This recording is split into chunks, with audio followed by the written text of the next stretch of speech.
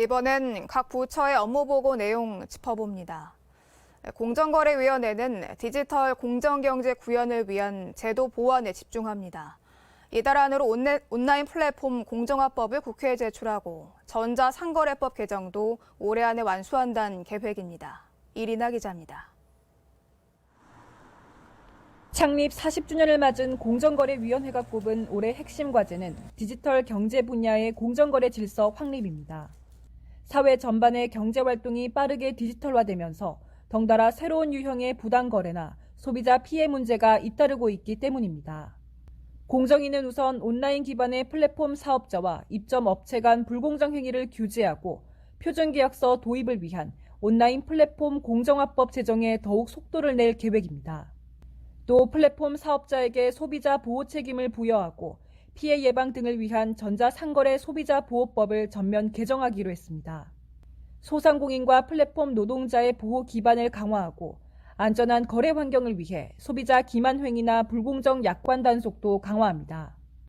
플랫폼 산업의 시장 획정, 플랫폼 사업자의 독점력 남용 행위 판단 기준 등을 구체화하여 가칭 온라인 플랫폼 분야 단독행위 심사 지침을 제정하겠습니다.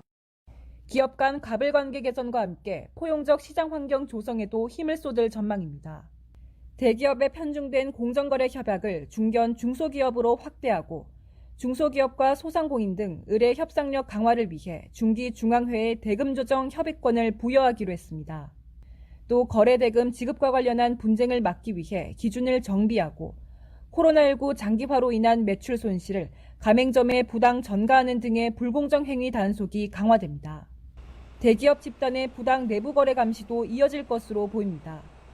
급식과 주류 등 국민 생활 밀접 업종을 중심으로 부당 내부 거래를 시정하고 공익 법인에 대한 각 계열사의 거래 현황을 공시하도록 할 방침입니다. 일감 나누기 실적을 공정거래 협약 평가에 반영해 일감 개방도 유도해 나간다는 계획입니다. 공시제도 정보 공개 등 시장 압력을 통해 투명한 소유 지배 구조를 유도하겠습니다. 임원 현황, 또 서면 전자투표제 운영 현안 등 지배구조 관련 신규 공시 항목을 발굴하고 내부 거래 관련 공시 항목을 자산 유형별로 세분화하겠습니다. 벤처 지주 회사의 설립 기준 완화와 중소기업의 사업 활동에 부담을 주는 각종 규제 개선 등 혁신 기업을 위한 시장 환경 조성 과제도 해결해 나가기로 했습니다. 아울러 해외 리콜 제품의 안전 기준 마련과 건강, 신기술 관련 제품의 부당 광고 시정 등 소비자의 권익 보호도 강화할 것이라고 강조했습니다.